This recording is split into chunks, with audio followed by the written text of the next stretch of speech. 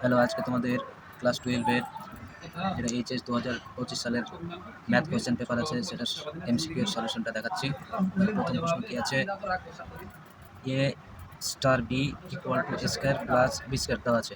কিসের মান নির্ণয় করতে হবে? 4 স্টার 5 স্টার 3 এর মান নির্ণয় করতে হবে। তাহলে 4 স্টার 5 মানে কত হচ্ছে তোমার? 4 স্কোয়ার প্লাস 5 স্কোয়ার স্টার 3 আছে। 4 স্কোয়ার প্লাস 5 স্কোয়ার কত হচ্ছে? এটা 16 আর এটা 25 স্টার 3 25 আর এটা কত হয়? 41 স্টার 3। এটাকে আবার এই অপারেশন লাগিয়ে দেবো আমরা কাজে। তাহলে এটা কত হয়ে যাবে? 41-এর স্কোয়ার প্লাস 3 স্কোয়ার। 41-এর স্কোয়ার হয় 1681 আর 3 স্কোয়ার হয় 9। তাহলে কত হয়ে গেল আমাদের অ্যান্সার? 1690। তাহলে 1690 অপশন নাম্বার কত? ডি নাম্বারটা হচ্ছে আমার 1690। বুঝালো সবার? ঠিক আছে, তারপর নেক্সট কোশ্চেন দেখো। 2 নম্বর কোশ্চেনটা কি আছে? tan inverse x plus tan inverse y সমান আছে তোমার 4π/5। এখান থেকে কিসের মান নির্ণয় করতে হবে? cot inverse x plus cot inverse y. খুবই সহজ অঙ্ক। তাহলে tan ইনভার্সটাকে, আচ্ছা আমরা এটার মান নির্ণয় করব। তাহলে দেখো cot inverse x plus cot inverse Y. তাহলে cot ইনভার্স সমান আমরা কি জানি? π/2 মাইনাস tan ইনভার্স এক্স জানি। আর এটাও তাহলে π/2 মাইনাস tan ইনভার্স ওয়াই হয়ে গেল। তাহলে π/2 আর π/2 মিলে পাই হয়ে যাচ্ছে, আর minus tan inverse x plus tan inverse Y. তাহলে এটা পাই হলো, আর এটার মান তো আগে থেকে দেওয়া আছে। এটা কত? 4π/5। তাহলে এটা ক্যালকুলেশন করলে 5 তাহলে হচ্ছে 5। আচ্ছা, তাহলে π/5 অ্যান্সার ডি নম্বর অপশনটা ঠিক হবে। ঠিক আছে, কত সহজ অঙ্কটা ছিল 2 নম্বর অঙ্কটা। তারপরে নেক্সট দেখো 3 নম্বর এমসিকিউ অঙ্কটা। এটাও খুবই সহজ অঙ্ক। 3 নম্বর এমসিকিউ অঙ্কটা বলেছে এই ম্যাট্রিক্সটা কোনো বিপরীত ম্যাট্রিক্স থাকবে না, তাহলে কোন মানটা নির্ণয় করতে হবে? বিপরীত ম্যাট্রিক্স থাকবে না মানে ম্যাট্রিক্সটা সিঙ্গুলার হতে হবে, অর্থাৎ ডিটারমিনেন্টের মানটা 0 হবে। তাহলে ডিটারমিনেন্ট ভ্যালুটা আমরা বার করি, 4 - 2 - k3 ইকুয়াল টু 0 হবে। বিপরীত ম্যাট্রিক্সের অস্তিত্ব নাই মানে সিঙ্গুলার ম্যাট্রিক্স। তাহলে এখান থেকে আমরা কত হচ্ছে? 12 - 6k 2k ইকুয়াল টু 0। তাহলে 2k equal to 12, k equal to 6। তাহলে এই নাম্বার অপশনটা ঠিক হবে। বুঝা গেল? এই নাম্বার অপশনটা ঠিক হবে। খুবই সহজ অঙ্ক ছিল। তারপরে নেক্সট দেখো 4 নম্বর অঙ্কটা। 4 নম্বর অঙ্কটা gx সমান দিয়ে দেওয়া আছে -25 - x স্কোয়ার, আর এটার মান নির্ণয় করতে হবে। Limit x tends to 1 gx minus g of 1 by x minus 1। তোমরা যদি অবকলনের সংজ্ঞাটা জানো তাহলে এটা হচ্ছে g ড্যাশড x, এটা g dash x at the point x equal two 1, অর্থাৎ এটা হচ্ছে g ড্যাশড 1 এর মানটা নির্ণয় করতে হবে। তাহলে প্রথমত আমরা এটাকে ডেরিভেটিভ করে নেব, তারপরে x ইকুয়াল টু 1 বিন্দুতে ডেরিভেটিভের মানটা কত হবে সেটা নির্ণয় করব। তাহলে g ড্যাশ x এর মানটাকে আগে আমি বার করি এই সমীকরণটা থেকে। তাহলে কত হচ্ছে? এটা যদি বার করি তাহলে -1/2 root over of 25 minus X square, আর ভিতরের ডেরিভেটিভ হয়ে যাবে -2x। তাহলে 2 2 কেটে গেল, মাইনাসে মাইনাসে প্লাস। হ্যাঁ, তাহলে জি ড্যাশ 1 বসিয়ে দিলাম, এক্সের জায়গায় 1 বসিয়ে দিলাম। তাহলে 1/25 মাইনাস 1, তাহলে 1/√24 অ্যান্সার আসছে।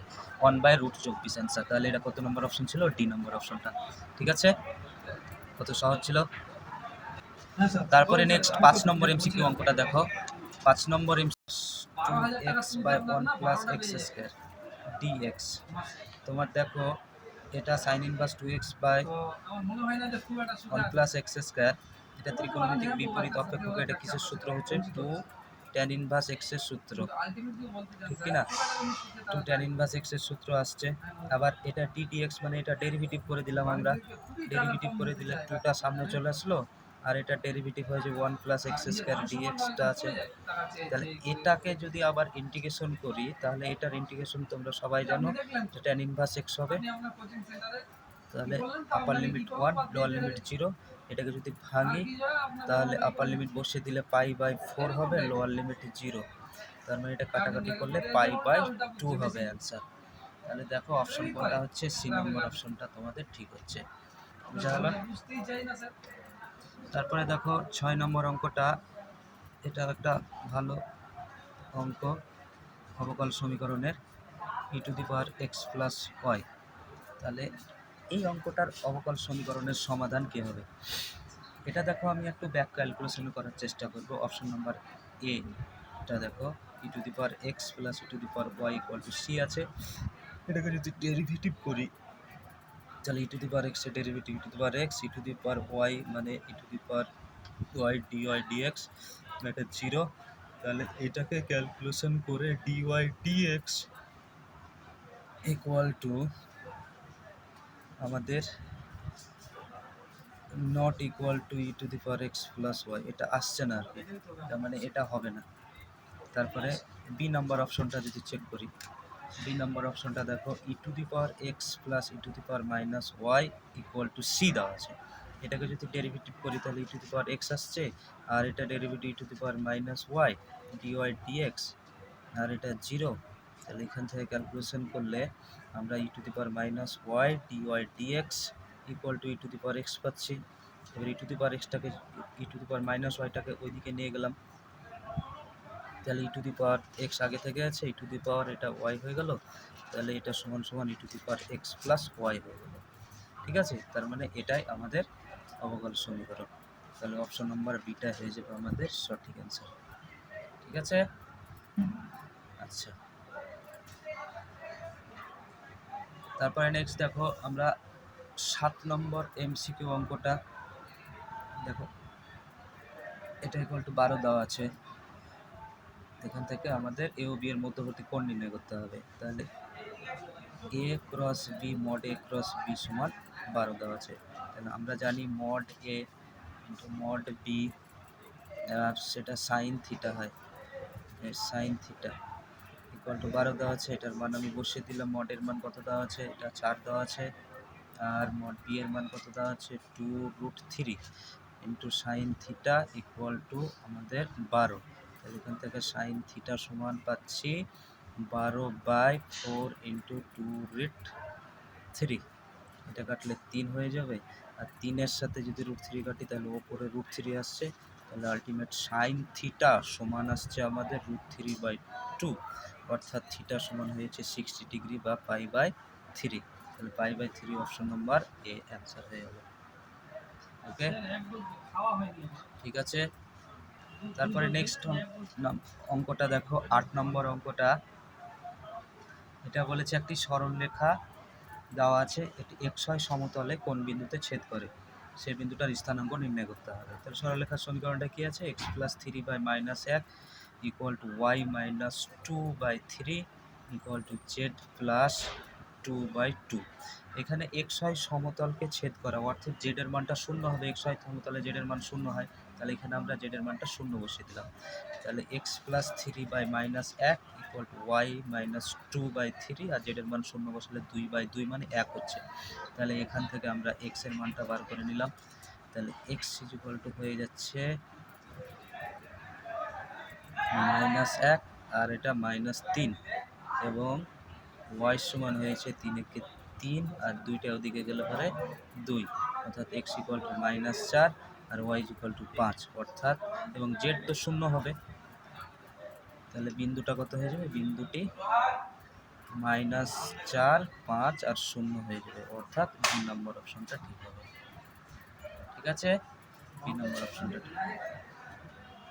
তারপরে 9 নম্বর অঙ্কটা দেখো, একটা প্রবাবিলিটির অঙ্ক আছে। এটাও খুবই সহজ একটা অঙ্ক। এখানে কি বলেছে, এ ও বি তাদের সম্ভাবনা দেওয়া আছে, এটা এবং এটা, এবং এ ও বি উভয় একসঙ্গে ঘটার সম্ভাবনা দেওয়া আছে 0.14। তাহলে এ ও বি উভয় না ঘটার সম্ভাবনাটা কত সেটা নির্ণয় করতে হবে।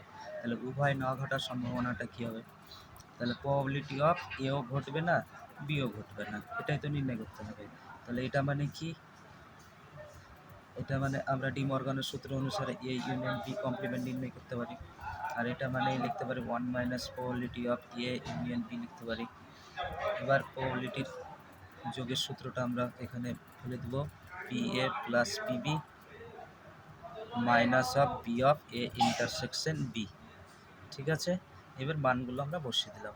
1 মাইনাস পি এর মান কত আছে 0.25, পিবির মান কত দেওয়া আছে 0.50, আর ইন্টারসেকশনের মানটা দেওয়া আছে 0.14।